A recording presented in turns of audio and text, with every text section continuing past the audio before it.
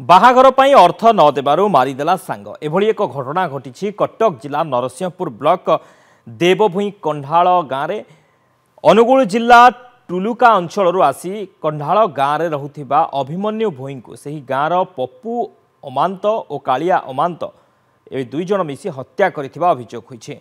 कालिया अमांत निजर बाहाघर पाई 1 लाख टंका अभिमन्यु को दाबी करुथिले।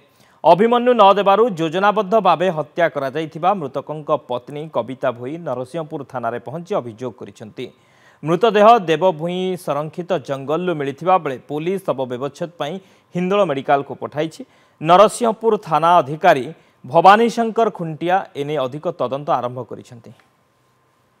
भाई को डाकी नहीं कि हत्या करा जाइछि आउ सेतिके बेले भाउज भी मना करिसेंती।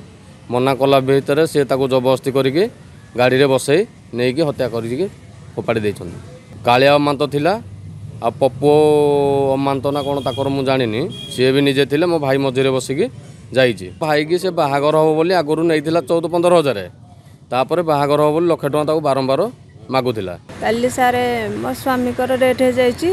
कालिया अमांत पप्पू मो स्वामी की 2 जन जाक डाकी नेले बरम से मो स्वामी 15,000 नहीं।